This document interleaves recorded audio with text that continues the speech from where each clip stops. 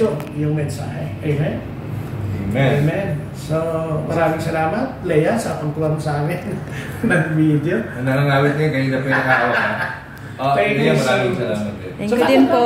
Tapos yung closing prayer natin. Ano yung pwede mo pang idagdag tungkol sa hope, forgiveness, faith, and yung mga pinag-usapan natin? Sa taon ng Pilgrims of Hope, I think ating Islamic memory na Pope Francis, bawat 25 years kasi hindi nangyayari ito. Imagine 25 years na ulit, ulit itong year, tinatawag natin Jubilee. Jubilee year. Sana kasi itong grace moment kasi ito, lahat ay tinatawag muling bumalik sa Diyos. Sana we can really take, not to take advantage, but we make it a kind of reality.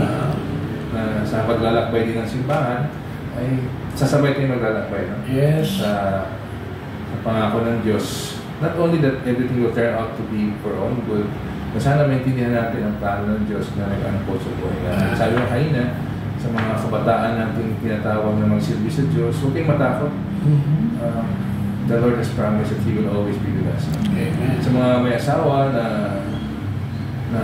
naging responsable sa pagiging ina at ama, ang hope ng ating Santo Papa natin, sinulat niya itong letter for the Year of Hope is sana maging active yung mga pamilya. Nung pumunta ako sa Rome, nung ano pa yung Pope Francis, ang sabi sa amin, by the way, in charge pala nung time na kami sa Rome, si Prevost, siya yung cardinal na in charge sa amin. Hindi ko alam na maging Pope pala siya. Pero ang sinabi sa amin, nung prepare kami na maging obispo namin, yung mga pamilya pala napaka-importante kasi hindi lang hinahanda dapat yung pamilya sa wedding nila o kaya sa married life nila.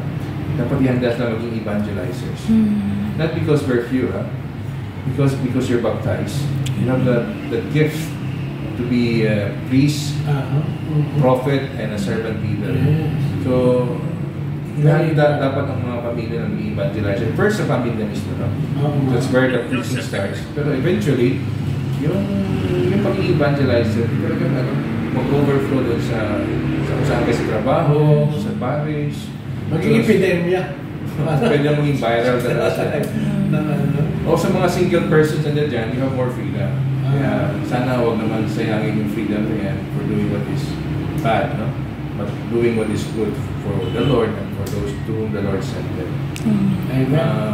Siguro, in the long run, ang Year of Hope naman is a journey, it's a pilgrimage. So, this journey, ang pinaka-pilgrimage naman natin, hindi naman itong mundo. The pilgrimage is always to go back to God. So, let us not allow anything to hinder us. Sabi nga kanina ni Brother Bobol, let us join with our friends who are serving the Lord. Yes. And attending Mass every Sunday is very important to be assured of the great gift of peace that the Lord has given us. And to start all over again. In our lives, we come to the sacrament of reconciliation. But what is very important is pilgrimage is going to happen if we're going to end with God. No? Amen. Communion with the saints and in the beatific vision na kasama natin ng Diyos. Sana dito pala may experience na natin yung magmamahal ng Diyos.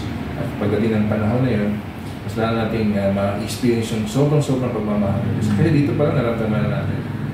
So we pray also for brothers and sisters. Sabi mo kayo na, baka may mga kapatid tayo na wala sa atin. Yes. Our prayers. So let's continue to pray for them. Pero bago tayo Bishop, isa lang, parang kanina ko pati iniisip, hindi ko maalala agad. Hope, pinag-usapan natin yung hope. Did you ever, o yung scale ng 1 to 10, gaano ka naging hopeful na magiging isa kang bishop? To be honest talaga, wala akong nakikita. Anong misteryo yung nangyari? But di ba bigla na, napili ka na at pinatawag ka na at kailangan mo na maging official na bishop ng simbahang Katolika. Ano ba to? Overwhelming ba sa ito? O relax ka, chill ka lang? Yes, syempre na overwhelmed talaga. But to be honest with you talaga, I only decided to follow the Lord because I experienced His love. And my response is to serve the Lord. And I always found myself not to serve Him as a Dominican. I have never seen myself outside the picture. Amen.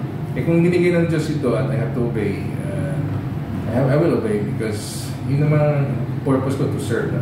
Pero to think of this, sorry talaga, hindi ko talaga naisip yan eh. I mean, baliktad-baliktad rin man ako, wala talaga eh. Pero hindi dumako, brother. Binigyan ng Ay, Diyos. Bishop, tama ako yun. Hindi ako makamove on, Bishop, hindi dumako yung pagiging... I mean, ang dami kong excuses eh. Para akong si Moses, si Jeremiah, di ba mga prophet na nagsabi, si Peter siguro, dahil kasalanan to.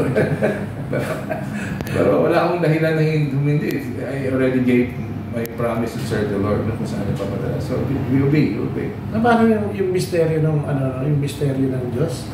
Diyan yung nakikita, hindi mo alam na I mean, yung pagtawag, yung mystery ng pagtawag, yung evangelization, yung transformation, lahat mystery ng If God, sabi na, if God guides, God provides. So, naniniwala ako na ako din naniniwala. may grasya naman talaga lagi. 200% na ito. ang nagpasakop ka. Hindi, wala namang train maging obispo. So, ngayon, parang pa rin ako, parang kumbaga sa pagiging bishop, parang elementary pa ako. Amen. So, hopefully, I can graduate sa high school and eventually mag-degree, then mag-master's, doctorate. Ang ganda ka, Bishop, kasi bata ka pa eh. Balita ako, ano na yan. Forever mo na yan. Yung title ng bishop. Ang bishop naman, ano lang yan, patingin ko, is a title that is honorific. What is the Lord calling us is to serve. Maging inspirasyon, di ba, Bishop, sa lalo na, diocese. Ilan to? 18 municipalities, 580,000 na Katoliko. Eh, malaki talagang, malaking gawain na. Pero maganda lang sa diocese, we have a good number of priests who are really dedicated in their lives. Amen. May mga religious tayong counterpart. And of course, the lay people, di mo matatawaran yung kanilang desire to serve talaga. So I think the church is not the bishop. The church is not only the priest or the religious. The church are all those called to follow God. Of course, the Catholic Church is always bigger. But the Church of Christ is always bigger than even our Catholic Church. I mean to say, lahat ng tinawag ng Diyos na maging part ng kanyang kingdom of God. So, dapat we have to work together, journey together. No? Amen. Lahat sana tayo, no? Amen. We are from God, so we return to God. So, hallelujah. Yun ang sana maging hope natin, na lahat tayo makikita talaga in the kingdom ka, no? Walang maiiwan. Na lahat dating natin. Hallelujah. So, yan, muli magpapasalamat tayo kay Bishop. Bishop talaga. Father ako ng father. Kay Bishop Napoleon o June, si Padre Junior, siyang bishop ng Alaminos, ng Katedral na St. Joseph. So, Father, thank you so much. Pwedeng makahalik sa... God bless you. Amen. God bless you. Ayan, yung prayer natin, Father, Bishop. Sige, magdasal po tayo. We ended this